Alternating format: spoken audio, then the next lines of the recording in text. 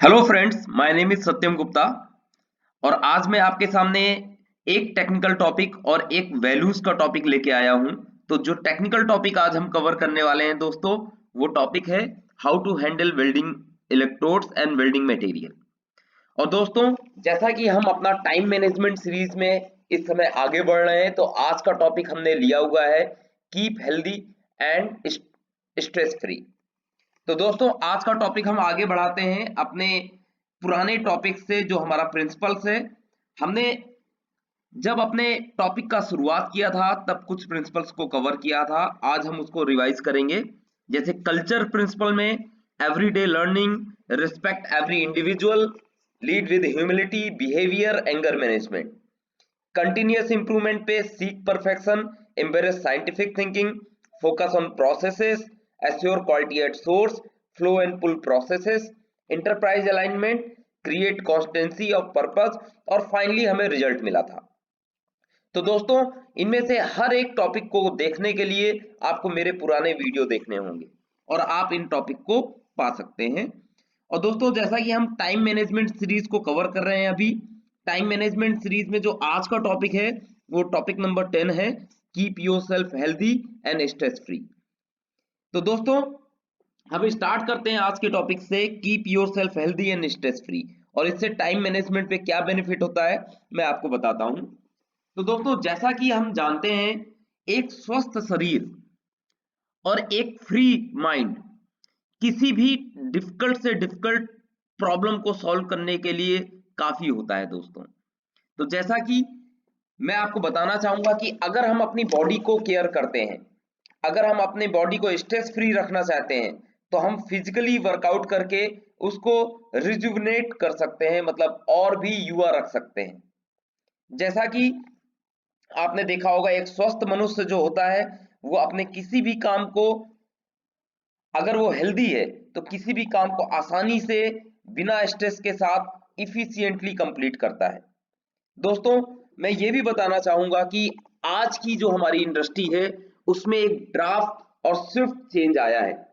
अगर मैं बात करता हूं आज की इंडस्ट्री में, जो मेरा एक्सपीरियंस है, वो मैंने ऐसा देखा है, कोई भी ऑर्गेनाइजेशन हेड लेवल पे या किसी भी लेवल पे जो इंस्पेक्टर्स, इंजीनियर या मैनेजर या सीईओ किसी भी पोजीशन पे किसी आदमी को रखना चाहते हैं, तो वो ये देखते हैं कि वो व्यक्ति कहीं हाईली इफेक्टिव तभी हो सकता है जब उसके पास वो एक्टिव हो, उसका फिजिकली मेंटली बैरियर स्ट्रांग हो। तो वो इस पॉइंट को जरूर देखते हैं।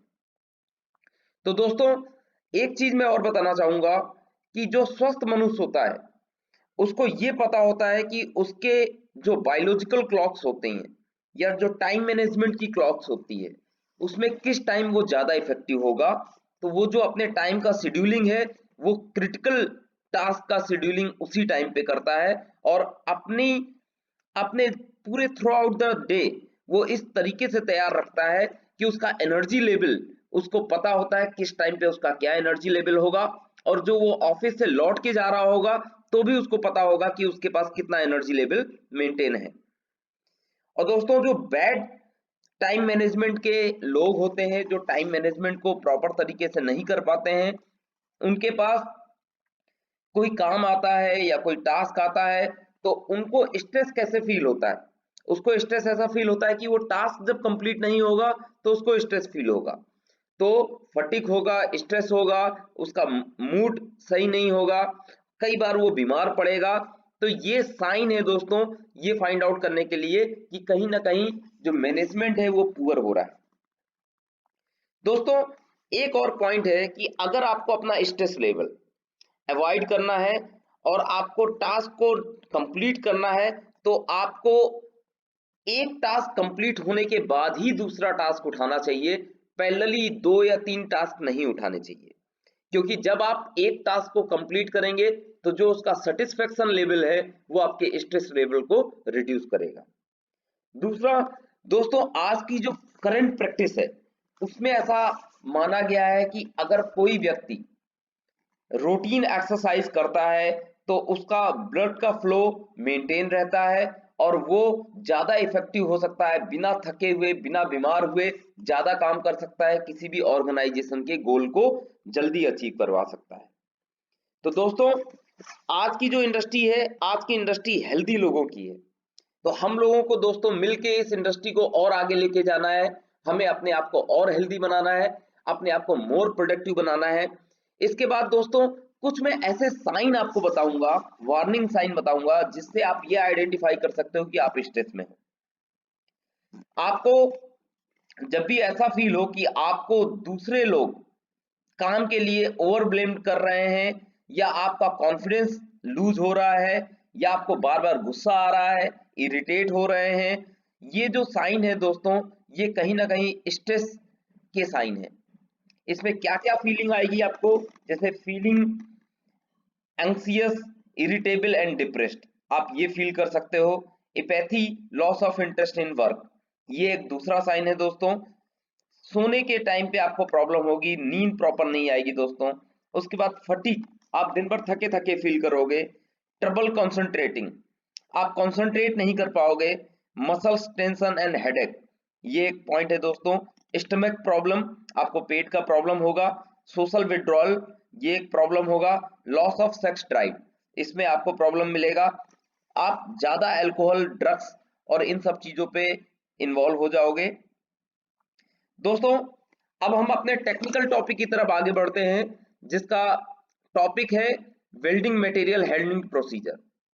तो दोस्तों, जो वेल्डिंग मटेरियल हैंडलिंग प्रोसीजर है, ये हर एक प्रॉपर कंपनी जो वेल्डिंग एक्टिविटी को परफॉर्म करती है उसके यहाँ होना चाहिए। तो सबसे पहला पॉइंट मेरा ये है, only certified welder should be deployed and do the welding work as per approved WPS PQR। सिर्फ और सिर्फ सर्टिफाइड वेल्डर ही वेल्डिंग करेगा और उसको अप्रूव WPS PQR का यूज करके ही वेल्डिंग करना होगा। तो दोस्तों, मैंने एक फोटो आपके लिए लगाया हुआ है, इसमें एक WPS है जो मैंने दिखाया हुआ है। तो वेल्डर को क्या क्या देखना होगा, वेल्डर को वेल्डिंग प्रोसेस देखना होगा, ज्वाइंट डिटेल देखना होगा, बेकिंग डिटेल देखना होगा, बेस मेटल का कंपोजिशन या पी नंबर्स देखने होंगे। उसके अलावा उसका फिलर मटेरियल का स्पेक नंबर, कौन सा फिलर मेटल यूज करना है वो देखना होगा। इसके अलावा डाया देखना होगा, इलेक्ट्रोड का pre heat temperature, interpass temperature देखना होगा, पीडब्ल्यूएसटी रिक्वायरमेंट है या नहीं है वो देखना होगा। उसके बाद इलेक्ट्रोड का क्या करंट, किस डाया के लिए कितना वोल्टेज और कितना ट्रेवल स्पीड है वो देखना होगा। तो जैसा कि मैंने पहले पॉइंट में बोला कि सिर्फ अप्रूव WPS PQR ही सिर्फ सर्टिफाइड वेल्डर यूज कर सकता है। दूसरा पॉइंट दोस्तों, as per requirement WPS material, the electrode wire requisition should be given by supervisor और शॉप इंचार्ज। तो जो शॉप इंचार्ज होगा वेल्डिंग शॉप का, वही वेल्डिंग का जो मटेरियल का रिक्वायरमेंट होगा या बेस मटेरियल का रिक्वायरमेंट होगा वही इशू कराएगा, क्योंकि वो इस चीज को टेक केयर करेगा कि जो इलेक्ट्रोड का नॉमेनक्लेचर है एज पर WPS PQR या बेस मटेरियल का नॉमेनक्लेचर है उसी का अप्रूव WPS है या नहीं है। दूसरा पॉइंट दोस्तों, जो हमारा वेल्डर है या हमारा सुपरवाइजर है, वो ये टेक केयर करेगा जो इलेक्ट्रोड का कोड लिखा हुआ है वो WPS में लिखे हुए कोड से मैच करता है या नहीं करता है। तो दोस्तों, आप यहां पर देख सकते हैं फिगर में AWS क्लासिफिकेशन नंबर E7018, ये एक एग्जाम्पल है दोस्तों। तो अगर E7018 इलेक्ट्रोड का नॉमेनक्लेचर यूज करना है तो वेल्डर को ये इलेक्ट्रोड में देखना होगा बिफोर परफॉर्मिंग वेल्डिंग। दूसरा दोस्तों, at the shop floor place electrode wire in systematic manner in packed boxes inside the almirah। जो भी इलेक्ट्रोड है, वायर हैं, वो सिस्टमैटिक मैनर पे रखे होने चाहिए। अगर वो सिस्टमैटिक मैनर पे नहीं रखे होते दोस्तों तो प्रॉब्लम हो सकता है कि वो रॉन्ग इलेक्ट्रोड चूज कर ले वेल्डिंग करने के लिए। सपोज उसको कार्बन स्टील पे वेल्डिंग करना है और इलेक्ट्रोड प्रॉपर नहीं रखे हुए हैं और उसने स्टेनलेस स्टील का इलेक्ट्रोड यूज कर लिया, तो वो वेल्डिंग ना ही स्ट्रेंथ दे पाएगा ना ही एक्सेप्टेबल होगी। दूसरा दोस्तों सबसे इंपॉर्टेंट पॉइंट है, जो मैंने बहुत सारी इंडस्ट्रीज में देखा है कि जब भी मैं शॉप पे जाता हूँ तो मैं देखता हूँ बहुत सारे इलेक्ट्रोड वेल्डर खोल के रखता है या उसकी शॉप पे पड़े रहते हैं और उन्हीं को उठाता है और यूज करना शुरू कर देता है। तो no electrode wire to be stored in open condition, ये एक पहला रूल है। For baking, mild steel, alloy steel electrode, stainless steel electrode and similar shall be kept in respective oven assigned for these and wire are kept in the boxes। जो भी है आप उसको boxes में पैक करके रखिए। आपके पास बेकिंग ओवन होता है, ट्यूबुलर ओवन होता है, आप ओवन का यूज कीजिए बिफोर परफॉर्मिंग वेल्डिंग। इसके बाद दोस्तों जो वेल्डिंग सुपरवाइजर है या शॉप इंचार्ज है, उसी के पास वेल्डिंग या फिलर मेटल का एक्सेस होना चाहिए। कोई भी वेल्डर जिसको ग्रेड का आइडेंटिफिकेशन नहीं है या ग्रेड के बारे में कम पता है, वो उसका एक्सेस ना ले पाए। जिस इलेक्ट्रोड का रिक्वायरमेंट होगा, वेल्डिंग सुपरवाइजर या शॉप इंचार्ज वही इलेक्ट्रोड उस वेल्डर को प्रोवाइड करेगा जिससे वेल्डिंग करना है। तो इस वजह से क्या होगा कि रॉन्ग इलेक्ट्रोड यूज नहीं होगा किसी रॉन्ग मटेरियल पे। उसके बाद वेल्डिंग सुपरवाइजर शॉप इंचार्ज ये भी इंश्योर करेगा कि जो इलेक्ट्रोड का लेबल है वो प्रॉपर है या नहीं है। दोस्तों कई बार ऐसा होता है कि सही इलेक्ट्रोड तो आपने यूज किया, लेकिन आपको ये नहीं पता होता कि वो किस लॉट बैच का है या किस हीट का है। लॉट बैच और हीट इसलिए इंपॉर्टेंट है दोस्तों, अगर फर्दर कोई ऐसा कंसर्न होता है कि आपका वेल्डिंग फेल होता है तो आप ये आइडेंटिफाई कर पाओ कि वो किस लॉट या किस हीट का इलेक्ट्रोड यूज किया गया था जिसकी वजह से ये वेल्डिंग फेल हुई है। तो आपको ये आइडेंटिफिकेशन होगा इस लॉट का कितना इलेक्ट्रोड आपके पास पड़ा हुआ है या कितना इलेक्ट्रोड आपने यूज कर लिया है किसी कंपोनेंट में, तो आप उसको आइडेंटिफाई कर सकते हैं। इसके बाद दोस्तों वेल्डिंग सुपरवाइजर की प्रेजेंस में इलेक्ट्रोड को ओवन जो होता है, बेकिंग ओवन होता है, उसमें 300-400 डिग्री सेंटीग्रेड पे रखता है, इलेक्ट्रोड को बेक करता है, जिससे इलेक्ट्रोड में कोई भी मॉइस्चर होता है, मॉइस्चर कंटेन चला जाता है। तो ये जो ऊपर वाला फिगर में आप देख रहे हैं दोस्तों, ये ओवन है, इसमें 300 से 400 डिग्री सेंटीग्रेड तक इलेक्ट्रोड को बेक किया जाता है जिससे जो भी मॉइस्चर है वो कंटेन हट जाए। और दूसरा दोस्तों, जब आप इलेक्ट्रोड को बेक कर चुके होते हैं तो उस बेक इलेक्ट्रोड को आप ट्रांसफर करेंगे होल्डिंग ओवन पे।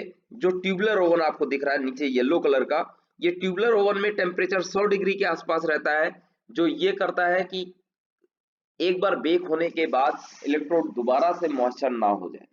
तो इसलिए एक बार बेकिंग करने के बाद आपको इलेक्ट्रोड को ट्यूबुलर ओवन पे रखना होगा। इसके अलावा sufficient electrode to complete welding operation shall be dispersed to the welder। आपको वेल्डर को sufficient इलेक्ट्रोड देने होंगे कि इलेक्ट्रोड उसको कम ना पड़े और बहुत ज्यादा भी ना हो, क्योंकि ज्यादा इलेक्ट्रोड होंगे तो भी वो बच जाएगा। इसके बाद दोस्तों होल्डिंग और रीबेकिंग टेम्परेचर का जो टेबल है, मैंने वो आपके लिए टेबल 1 पे दिखाया हुआ है। अगर माइल्ड स्टील का इलेक्ट्रोड है 7018, तो उसको आपको ट्यूबुलर ओवन पे 80 से 110 डिग्री रखना है और बेकिंग टेम्परेचर उसका 350 डिग्री सेंटीग्रेड 1 आवर के लिए होगा। और अगर एलॉय के इलेक्ट्रोड्स हैं तो उसको आपको होल्डिंग ओवन में 135 टू 165 डिग्री के आसपास रखना होगा और बेकिंग इसका 425 1 आवर के लिए आपको करना होगा। स्टेनलेस स्टील के जो इलेक्ट्रोड्स हैं उसका 80 टू 110 डिग्री पे आपको ट्यूबुलर ओवन पे रखना होगा और बेकिंग इसका 205 डिग्री सेंटीग्रेड पे 1 आवर पे करना होगा। दोस्तों ये बेकिंग टेम्परेचर और होल्डिंग टेम्परेचर ये इलेक्ट्रोड मैन्युफैक्चरर भी रिकमेंड करते हैं, तो आप उनके रिकमेंडेशन को भी फॉलो कर सकते हैं।